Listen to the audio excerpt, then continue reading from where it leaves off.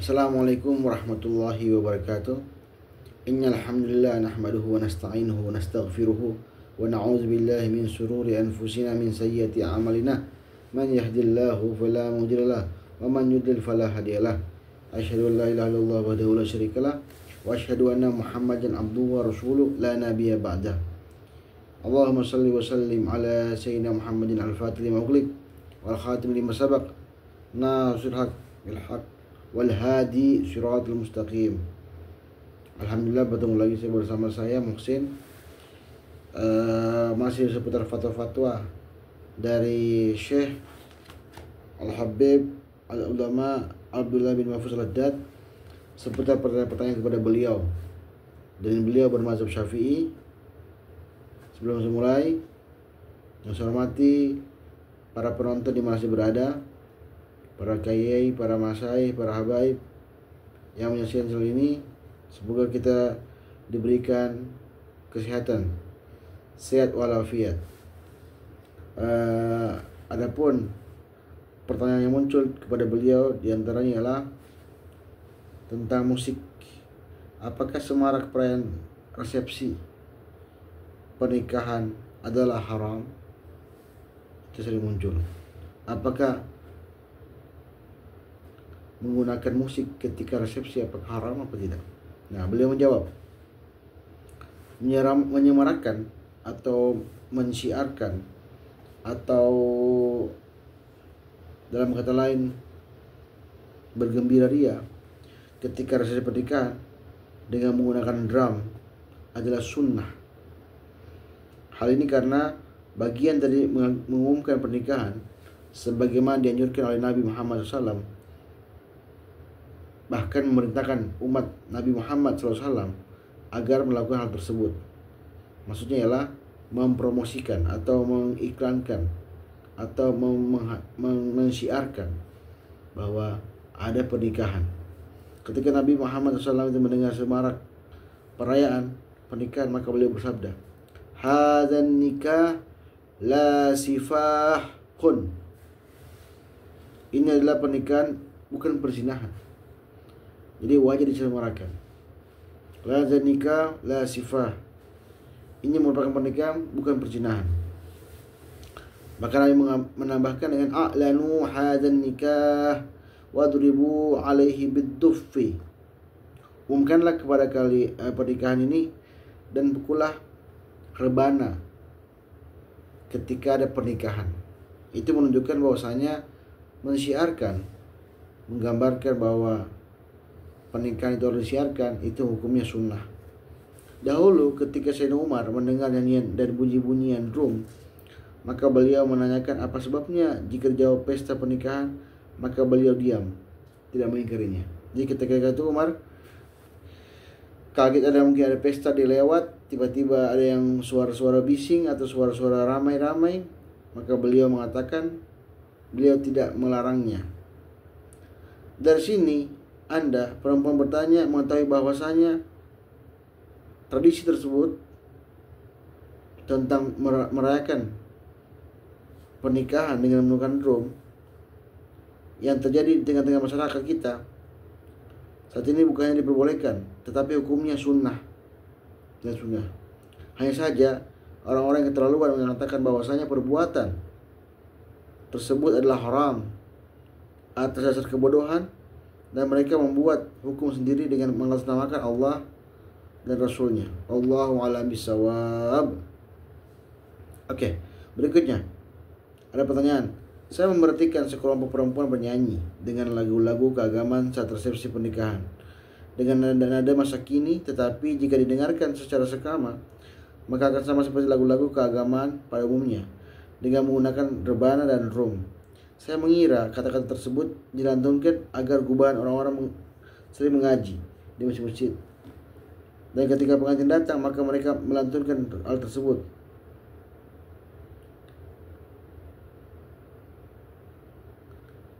Melantunkan seperti telah al-badru alaina. Apakah Anda perlu koreksi tentang rangkaian tersebut?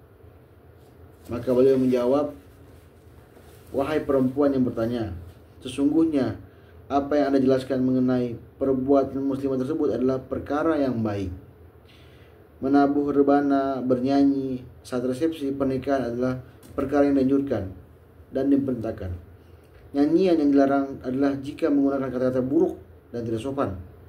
Dulu saya sudah pernah membahas hal tersebut mengenai hukum tersebut, dan saya meminta kepada para pemuda memperhatikan kata-katanya ketika digunakan untuk nyanyian agar sesuai dengan ketentuan syariat, yaitu menyeru kepada kebaikan, mengajak kepada Allah, arahan pendidikan, membangkitkan gairah untuk berjihad, dan tujuan-tujuan yang baik seperti memuji Nabi Muhammad SAW, para sahabat, ataupun para pembela agama yang berjuang demi agama, baik menggunakan pedang, pena maupun dengan lisan.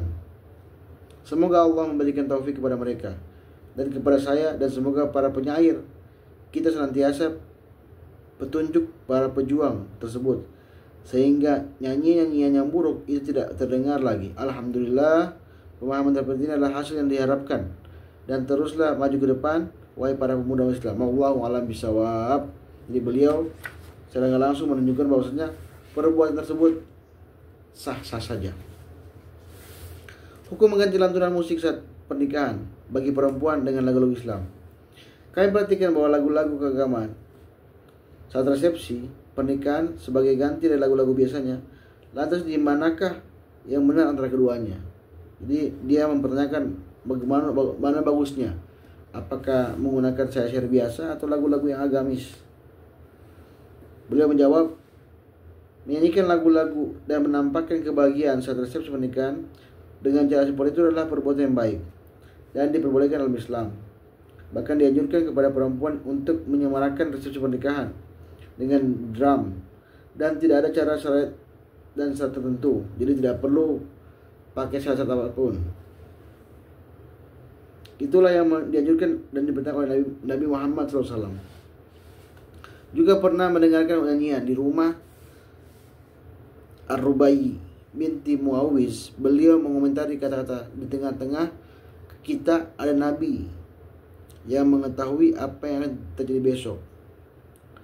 Jadi ada pernah kisah bahwa Rubai binti Muawiz, di rumah Rubai binti Muawiz itu ada nyanyian yang artinya bahwa kita di tengah-tengah Nabi yang mengetahui besok.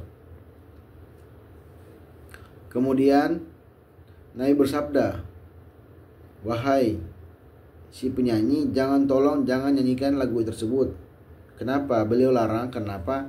Karena seolah-olah Nabi itu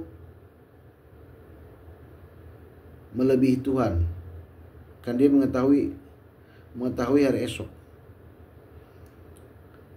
Ini terjadi ketika dibaca di kitab Sahih Bukhari. Kata Nabi, janganlah ucapkan hal tersebut, ulangi kembali dengan apa yang kamu ucapkan tadi. Hadis ini terdapat di kitab Bukhari. Memilih syair-syair atau teks-teks keagamaan yang mengajak kepada kebaikan sangat diutamakan dan dilantunkan demi perkumpulannya umat muslim. Dan tradisi tersebut telah mereka lakukan sejak dahulu dan benar, tidak ada masalah.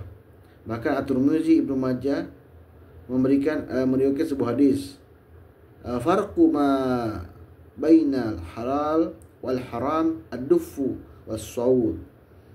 Yang memisahkan antara halal dan haram adalah rebah dan suara. Wallahu a'lam bishawab.